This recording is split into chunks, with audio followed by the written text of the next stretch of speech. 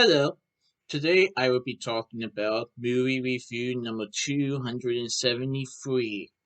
And this movie is called F8. F8. Or The Fate of the Furious. It's called The Fate of the Furious, but I also like to refer to it as F8. The Fate of the Furious. So this is a 2017 film from Universal Pictures, original film, One Race Films, directed by F. Gary Gray. F. Gary Gray, who directed Straight Outta Compton, directed the eighth installment in the Fast and Furious franchise that I saw on June 18th, 2021 at AMC West Chester 18 in West Chester, Ohio. But I originally saw this in June 2017 at the Showcase Cinema that was in Springdale, Ohio. Although that was probably at 9 o'clock at night. Whereas this time was more around 7-ish. Anyway, this stars Vin Diesel, Dwayne Johnson, Michelle Rodriguez, Tyrese Gibson, Chris Rock, Chris Bridges, Kurt Russell, Scott Eastwood, Charlize Theron, Jason Statham, and many other actors in it. Even Helen Mirren is in the movie, but I won't say who she plays. Although, if you saw Hobbs and Shaw or F9, you probably know. Okay, she plays Deckard Shaw's mother. War. Anyway, so this film definitely takes a turn in the franchise because, especially after Paul Walker's death in 2013, this was the first film that Paul Walker had not been in since Tokyo Drift. But this movie was from Paul. As Vin Diesel would say that Furious 7 was for Paul, Paul Walker said that an eighth film was guaranteed, and so F8 was right from Paul. But yeah, so this film is about Dominic Toretto and the team just trying to have some quiet time, a normal life.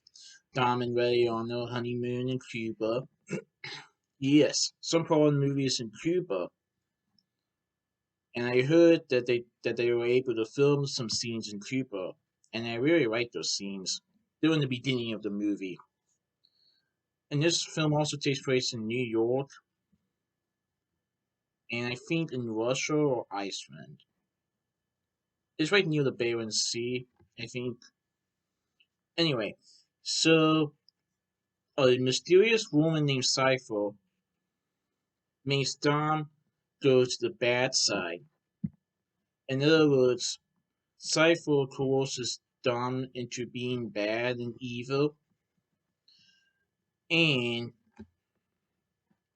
when he hurts the team, especially Ruth Hobbs, the team is trying to figure out why Dom is taking this evil turn, why Dom is doing work, and Mr. Nobody, who is played by Kurt Russell, suggests that Cypher may be hiding something related to Dom, and I won't say what happens, but let's just say there was a reason why Dom is betraying his family. There was a specific reason why Cypher has something, and if Dom does not do what she asks, he could lose that.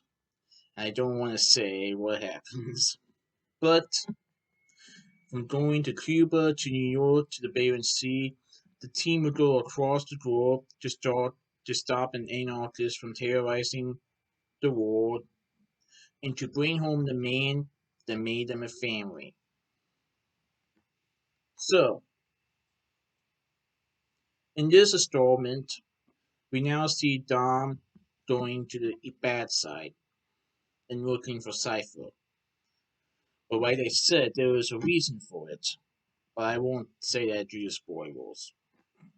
And the team is not understanding what is going on. Even Tyrese's character woman even suggests bringing Brian into the matter, but Ray stops and saying that they promised that they want to bring Brian and Mia into this mess due to the safety of their children. And so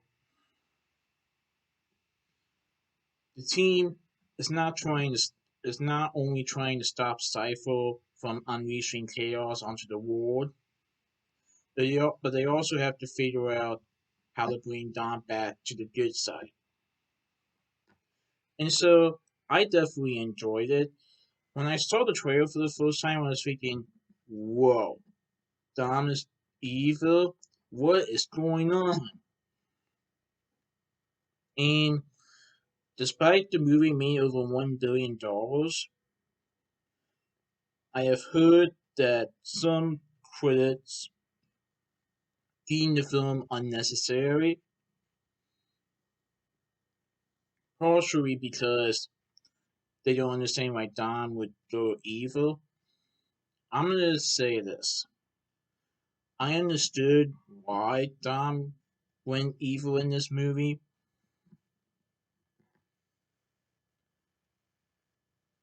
and I like how the team is trying not to give up hope on Dom yet. But as the mission becomes more dangerous, they may have to put him down if deemed necessary. And I won't say what happens, but it is a thrill ride, and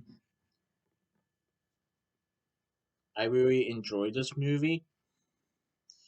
And this movie definitely sets up a spin-off between Luke Hobbs and Deadwood Shaw, especially in the prison scene. Yes, in the trailer we see Luke Hobbs being arrested, and then having a cell next to Deadwood Shaw. And then in the scene, Hobbs is telling Shaw that he can beat his butt, and then Shaw says, "Maybe one day we'll find out," leading to the Hobbs and Shaw movie. But this was a thrill ride. This is definitely good, in my opinion. I understand some people might not think it as good. I still like Furious 7 better, but Fate of the Furious is pretty good. The title reveals what will happen to the team. Will the team go on after this, or will this be it for the team? The Fate of the Furious is pretty good, and it definitely sets up for a ninth installment. So that's my movie review of F8, The Fate of the Furious. Please stay tuned for my next movie review. Alright, goodbye.